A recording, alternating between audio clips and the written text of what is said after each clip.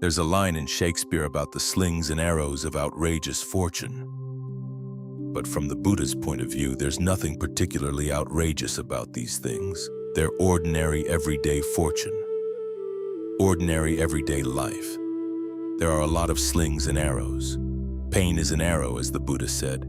We have one pain, one arrow, but then we shoot ourselves with more arrows around the pain. This applies not only to physical pain, but also to mental pain. As it turns out that it's the extra arrows the Buddha says there's a second arrow. But actually there are a lot more than that, because we just keep shooting ourselves again and again and again. Those are the arrows that really pain the mind much more than the first arrow. In a way, that's good news, because we can learn how to stop shooting those extra arrows. We find that when we do, it's a lot easier to bear. Living in the world with those single arrows that come our way. We should think about somebody shooting him or herself with an arrow. Imagine what kind of posture that would be like. You've got the bow aimed right at you. You've got the arrow aimed right at you, and there's already an arrow there in your chest. Imagine just the fact that you're holding the bow to shoot yourself would create extra pain. This is why we train the mind, so that it can see things and just leave them be. Hear things and just leave them be. Of course, the mind has the tendency to go out and run after these things, so we have got to give it something better to run after. This is why we turn around and work with the breath. Create a comfortable space inside a comfortable sense that this is where you belong, and the arrows don't have to reach here. You can be aware of them, but they don't stick all the way inside. They don't reach in here, so you've got at least a safe place, and it's having this safe place, this sense of well-being, a sense of spaciousness inside that makes it a lot easier to put up with difficulties outside. And even with the secondary arrows that you shoot as you're trying to learn not to shoot them, at least you have got some place where you can rest, maybe not all the time, but you get better and better at it. Having this inner sense of well-being is what makes patience and endurance possible. In other words, you learn to focus not just on the things that are difficult. You could bang your head against them, but instead you focus on where there's a source of strength inside. And this can be physically with the breath, and it can also be mentally with the attitudes you bring to things. This is what the Dhamma is for. It's all for putting an end to suffering. It's also something we can use. The reflections on aging, illness, and death are not meant to make you discouraged. They're meant to make you realize that these things are universal. Reflection on separation, again, is supposed to make that point that it's universal, realizing that everybody goes through this. That's not particularly outrageous. It's something normal.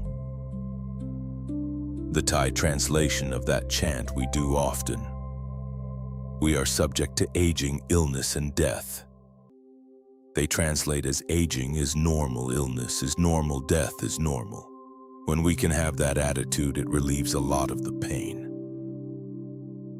So the teachings are all here, the skills of concentration, the skills of mindfulness, the skills of discernment, for helping us master this skill of knowing how not to suffer, how not to shoot ourselves with those extra arrows. It's something we can do. We can catch ourselves in the midst of doing it and ask ourselves why. That ability to ask yourself why is the beginning of your way out. Why am I doing this? No one is telling you that you have to do it.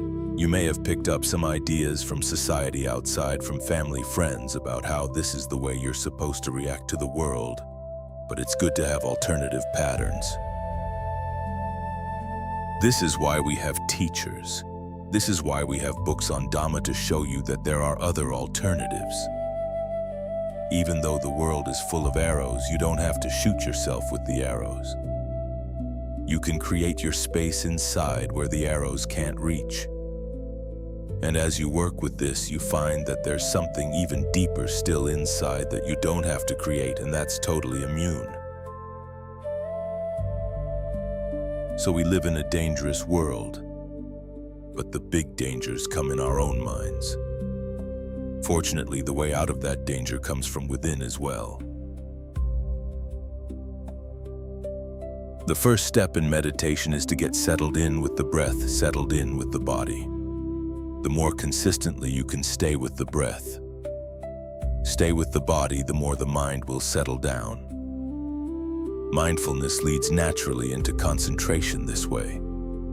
The concentration gives you a sense of well-being, and if you find yourself getting worked up about how the mind is not settling down tonight, tell yourself there must be some place inside here where things are at ease. If you don't like focusing on the breath, if the breath is getting all tangled up, the more you try to adjust it, the worse it gets. Just be with the bones.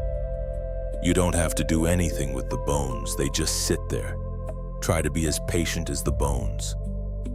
Holding that perception in mind helps you deal with a lot of things. And it's not just the power of concentration, but also the power of discernment that allows you to be with things but not bring them in to make yourself suffer. You can be with the awareness, you can be with the bones, you can be with something, anything in your range of awareness that seems solid, unaffected by things. This doesn't mean that you're insensitive, simply that you've found a safer place to watch things, a safer perspective from which to watch things. Don't bring them in to shoot yourself in the heart. So patience is possible. But it requires having the right attitude and the right skills, and these are things we can master. There are these qualities in the mind. You dig down, you find them, and they're not harmed by anything. They're not engaged with the suffering. They're not engaged with the cause of suffering, and as part of the path, you nourish them. And when you reach the goal, you don't have to do anything more, even less of a burden. You look back and you see the way you were constantly feeding on things outside. That's why you shoot yourself with arrows. You're actually feeding on the arrows. No wonder it hurts. But the concentration gives yourself something better to feed on. Then the way you used to go running out to lay claim to things, the way the mind would flow out to lay claim to things. You don't have to go there. You'd be exposing yourself to danger. There would nothing to show for it aside from a lot of arrow wounds. So stay right here with the sense of well-being right here. This way you can live with the arrows, but you don't have to suffer from them.